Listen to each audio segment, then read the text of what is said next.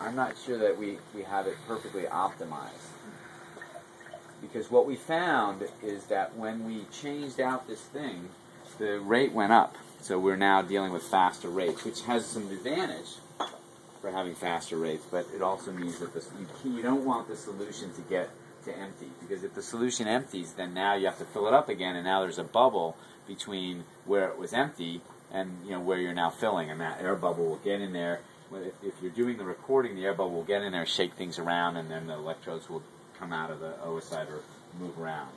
So now what I'm going to do is I'm going to put these back in here.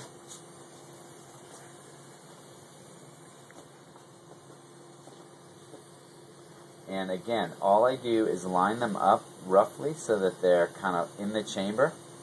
And then it is important to tighten these screws down. There's 2 screws here that are important to be tight because if this thing rotates, when you're down there, the tip will hit the side and will just break. If the tip hits anything, then it will break. So hopefully I'm not going to break anything. What I do is I use the high magnification, and I'm going to basically put them in solution.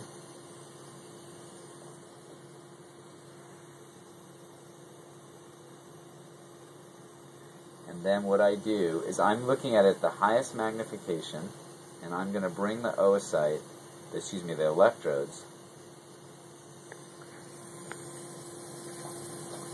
so that they just touch the oocyte. And you just need practice to sort of determine how to do that. I'm going to put it a little bit to the side so you can see it. I have found that there is a halo effect, which can make it a bit challenging. I guess it'd be nice if we could get rid of that, but... Alright, so now it's a bit tricky to see. You can have a look in here, but what I'm going to do, you might be able to see the one on the right a bit better. Yeah, it's a bit tricky to see, but basically what I've got is the electrodes. The electrodes are just touching the oocyte, alright? So I've got the electrodes. You can just sort of have a quick look. It may be hard to focus because my eyes are quite a bit different than yours. But the electrodes are just touching the oocyte. So I brought them in contact with the oocyte. Right. They're not puncturing them yet. Can you see? No, I can't see it. It's a little hard to see it, but It's hard. It may be hard to see. You can use. You can readjust the focus if you need to. Yeah, that one right there.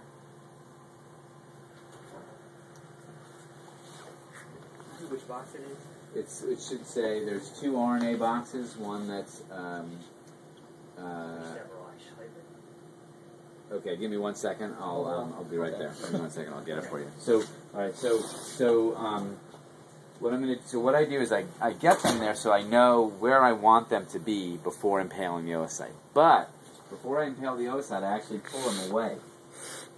So now they're away from the oocyte. I just pull them away a teeny bit. And so then I do the resistances. So why don't you guys, I'm just going to go get that RNA for him. So it'll take me 1 minute. So why don't you zero these and double check the resistances. And this is when we start writing down the numbers. Somebody asked me about when we write down the numbers. all right. That's already zeroed. What's zeroed? So the resistance difference is 0.9. The resistance there is 0.3. Alright, so it's right there down 0.9 and 0.3 thing. So that R1 is 0.9, R2 is 0.3.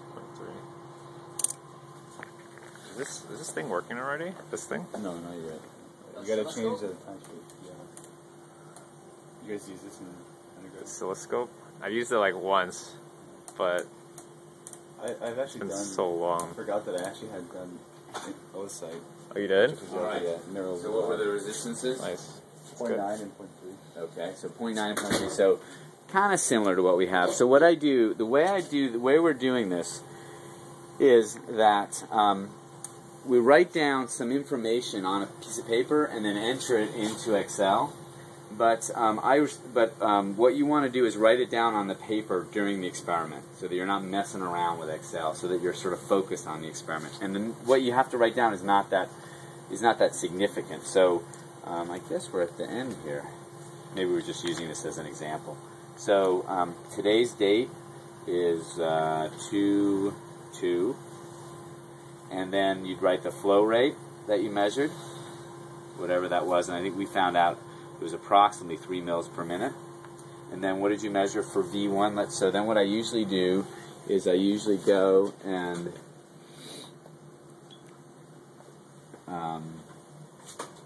so the 0 there means there's a zero difference between the electrode and that the one's good. ground, This one right? changed a little. All right. 1.0, and that one seems to be an issue. I'm going to keep going just so that we see what's going, but I have to admit that if I were collecting data, I would probably be a little bit concerned about that one because it jumped. Yeah. So it was. So go back to these other values. It was 1.0 or 1.1, let's say, and this one's looking like, it seems to be jumping around. So I'm going to put, I write down 1.1 and then 3.9, but I'm going to write OCS for oscillating. So there may be something wrong with that electrode. So just check and make sure it's in the solution. All right. So so then everything is now 0, and now I'm going to try and impale the oocyte. So all I wrote down was the resistance values. I didn't write down R1 or R2. You just need to write down the two numbers, because of the numbers you're going to write down, when you're done at the end of the day, it will be obvious that that was the resistances, because you're only going to write down a small set of numbers. So then I go back to where I'm touching the oocyte, and you can see that these numbers changed a little bit. There was a teeny change in the voltage from 0 to 0.2, or in this case it was -2 and -4. And this electrode does seem problematic, but it was initially a small change, and that's because that was when the electrode touched the oocyte.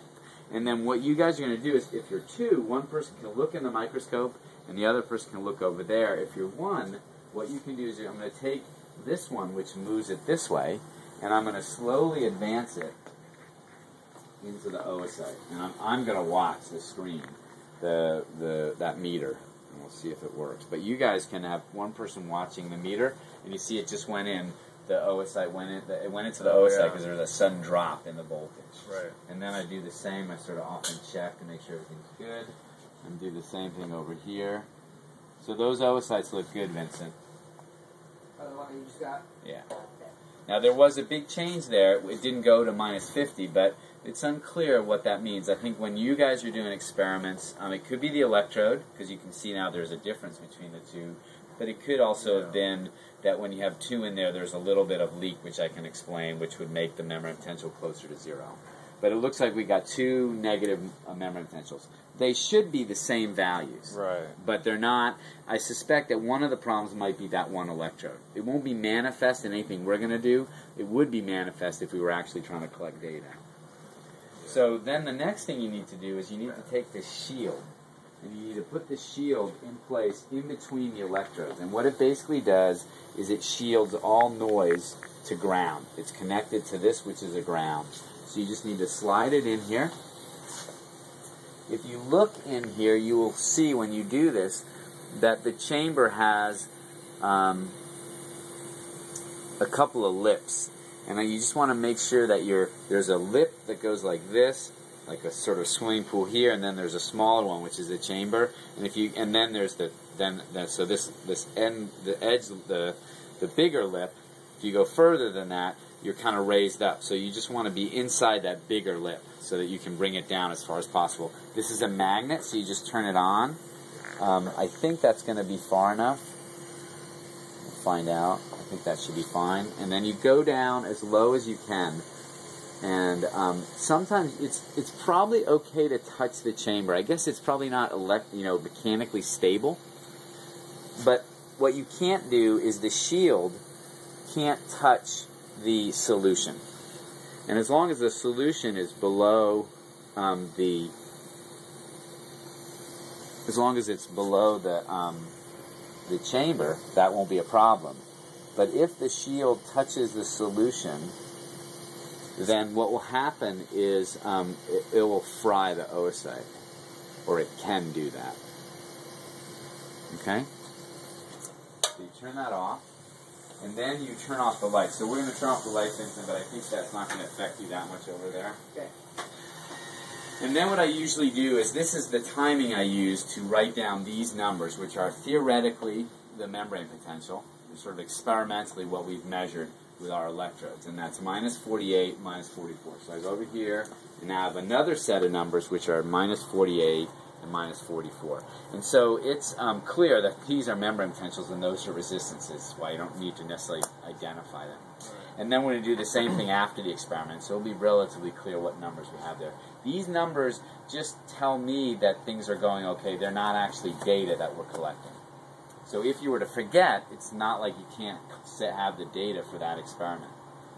All right. So you logged on. So I want to make sure. I don't know what's going to happen. The program you want to run is called ClampX. And it may be, see how it says it's demo mode here? I don't know how many times that's going to come up, because I think when Vincent was doing it, it came up the second time he did it. But basically, it's not recognizing the key that is associated, the computer key, the USB key that's attached to the computer that tells us that we purchased the software, so it's trying to run it in a demo mode. So you have to find it, and the way you do that is, and I can do this over the phone if you can't remember, is you go into this thing called Digitizer, which is this configure Digitizer, and then you do change, and then you have to tell it which one it is, which is 1440 series, and then you scan it, and it should be able to find it. And there, it found it. And then you just hit OK. And then you just hit OK, and now it's gone away. That demo mode has gone away. All right. So you want to do that before you impale the oocyte. And it didn't matter that I didn't do it, but you basically just want to have this up before you actually run the oocyte or impale the oocyte. So now, what we want to do is two things. First, we're going to, so right now, what this instrument is doing is measuring the voltage. You just want to be careful not to knock anything. Right. This instrument is measuring the voltage in the oocyte. What we want to do is apply a voltage that we want to the oocyte and measure the current in the oocyte. And then we're going to change the voltage, or in your case, you're going to apply a voltage to open up the channel, and then we're going to try and block the channel. In order to do that, you have to switch from the setup mode, which is just measuring the voltage, to one that's voltage clamp, which can clamp the oocyte to any voltage that we want. So in order to do that, you want to take these two knobs here and you want to turn them counterclockwise as far as possible. They're essentially in the off position. And then what I'm going to do is I'm going to adjust this for a second before I do anything. Now this is the thing that, oh, I know why. This is because it's on a new thing.